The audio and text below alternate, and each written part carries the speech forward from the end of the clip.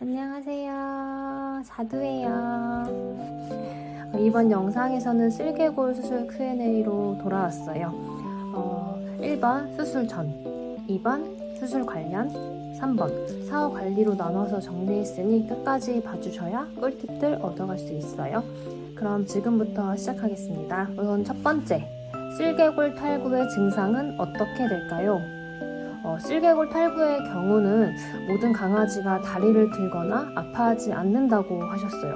자두의 경우에도 사실 깽깽이나 아파서 쩔뚝거리는 적은 거의 없었는데 진짜 가끔 자두가 갑자기 빠지게 되는 경우에 엄청 아파했었거든요. 그래서 그거는 한두 번 정도였는데 제가 그때 너무 놀라서 병원에 처음 갔을 때 슬개골 탈구가 의심된다고 하는 상황이었는데 이게 슬개골 탈구가 발생하는 게 두 가지 경우에 있다고 하는데 자두의 경우는 유전적 성향이 강해서 슬개골 탈구가 한 번에 빠지는 게 아니라 서서히 빠지다가 어느 순간 빠지는 경우라 증상이 크게 없어서 적응을 하며 진행되는 경우였다고 해요. 그래서 자두의 경우는 선천적 슬개골 탈구라서 증상이 없는 경우 이런 게 있었고, 두 번째로는 슬개골 탈구의 종류가 외상성 경향의 슬개골 탈구가 있다고 해요. 이런 경우에는 막 애들이 뛰다가 빠지거나 갑자기 놀래거나 이러해서 통증이 있는 경우가 있다고 해서 우리 강아지는 통증이 없어 라고 해서 슬개골 탈구가 진행되지는 않는 경우가 있으니까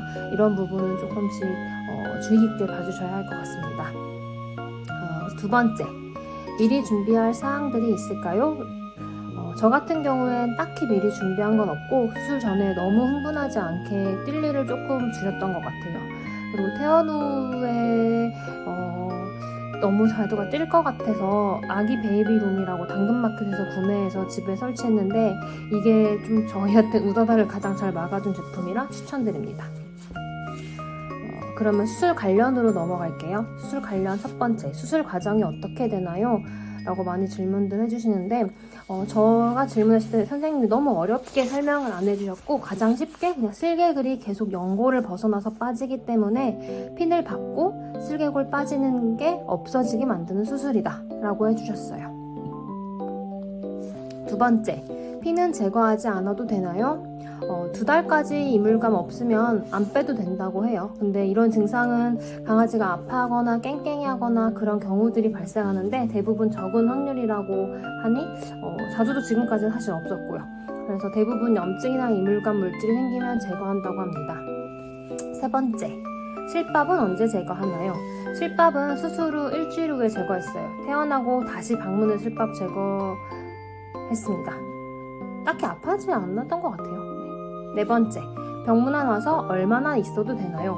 사실 저는 제가 자두를 멀리서 입원시키다 보니 병문안이 가장 걱정이었는데 다행히 제가 입원한 병원엔 제한이 없었고 오전 10시부터 저녁 9시까지 계속 있어도 된다고 해주셔가지고 좀 오랜 시간 있었던 경험이 있습니다.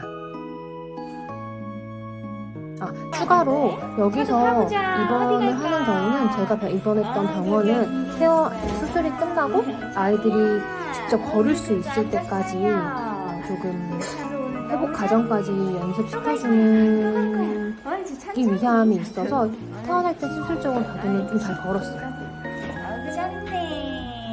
세 번째, 수술 후로 넘어갈게요. 수술 후 첫 번째, 퇴원 시 이제 통증은 없나요?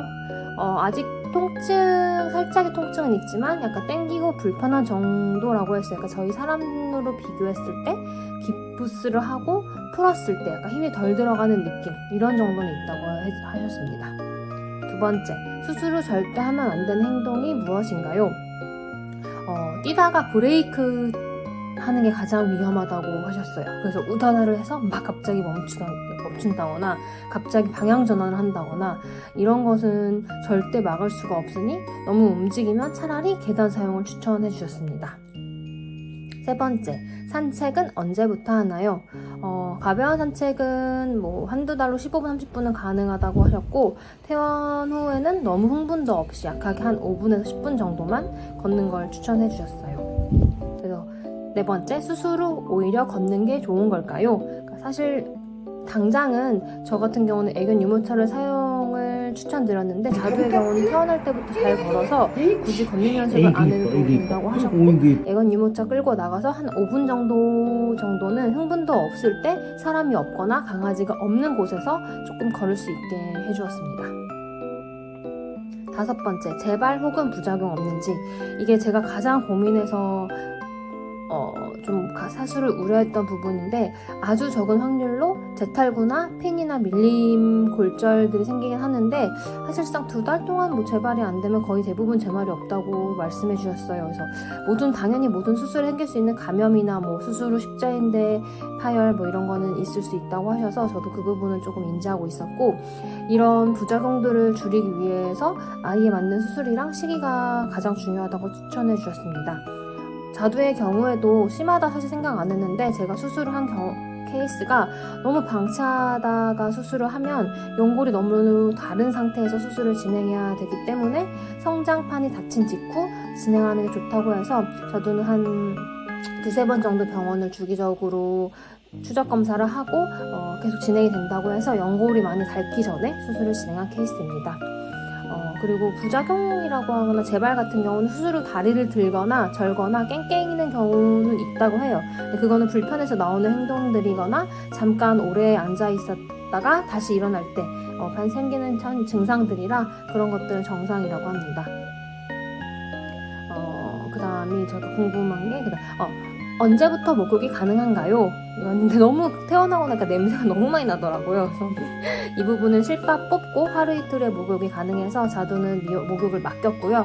미용은 그래도 1달 정도 후를 추천 정도 해주신다고 하셨어요. 그리고 사후 관리는 어떻게 해야 하나요? 이게 가장 많이 고민했던 부분인데요. 2달 이내는 전력으로 뛴다거나 미끄러진다던가 높은 곳에서 떨어지는 과한 충격은 피해야 한다고 해주셨습니다. 사실 2달 동안은 운동을 제한한다고 하셨어요. 그렇다고 막 가둔다거나 케이지에 넣는다거나 이런 걸 하는 건 아니고 적당한 속도로 걷게 하는 건 도움이 되나 뛰는 것은 조금 좁은 정도의 공간에다가 두는 것을 추천한다고 하셨습니다. 그래서 근데 이 공간의 크기가 얼만큼 해야 돼요? 라고 이렇게 정확하게 좀 고정할 수 없고 아이들의 성향마다 좀 다르기 때문에 수술 후 바로 뛰려고 하면 어느 정도 공간 제한을 하는 걸 추천합니다. 자두의 경우는 정말 바로 뛰려고 하고 바로 소파로 올라가려고 해서 공간 제한을 했고 오히려 소극적이나 걷지 않으려고 하면 조금 걷는 걸 추천한다고 해요. 그래서 저희 같은 경우는 아까 앞에서 말씀드렸다시피 베이비룸 가드를 사서 소파 쪽을 다 가드를 막았고 이제 저희가 본가에서 갈 때는 거기 고양이가 있기 때문에 고양이를 또 따라다니는 자두의 성격이 있어서 고양이가 다니는 통로는 아예 울타리 가드를 막아서 조금 정도 너무 많이 뛰지 않을 정도의 제한을 두었으나 근데 이게 사실 제 맘대로 되는 게 아니기 때문에 최대한 좀 조심하려고 하고 있습니다. 그리고 태어날 때는 약은 항생제, 진통소염제, 위장약 이렇게 식후에 한 일주일 정도 먹으라고 더 주셨고 토나 설사라면 단약하라고 하셨습니다. 네, 이렇게 해서 제가 궁금했던 거를 수술 전, 수술 관련 사후 관리로 나눠서 정리를 했는데 제가 생각해서 엄청 우려하고 걱정했던 것보다 훨씬 회복력도 빠르고 좀 많이 괜찮아진 것 같아요. 이전에는 수술하기 전에는 다리를 많이 빠진다거나 다리를 조금 무리가 가면 계속해서 기지개를 핀다거나 이런 것들이 있었는데 지금은 오히려 다리의 그 안짱다리도 많이 좋아졌고 다리를 빠져서 막 좀 당황한다거나 이런 느낌도 거의 없는 것 같고 우려했던 부작용도 사실은 많이 없어서 저희 가족들이랑 저도 약간 수술을 할 수 있다면 빨리 하는 것을 추천을 드리는 것 같아요. 그래서 아직까지 회복 단계이긴 한데 조금 더 자두가 빨리 회복해서 더 건강하고 더 잘 걸을 수 있게 희망합니다. 모든 강아지들이 건강하길 바랄게요. 그럼 안녕.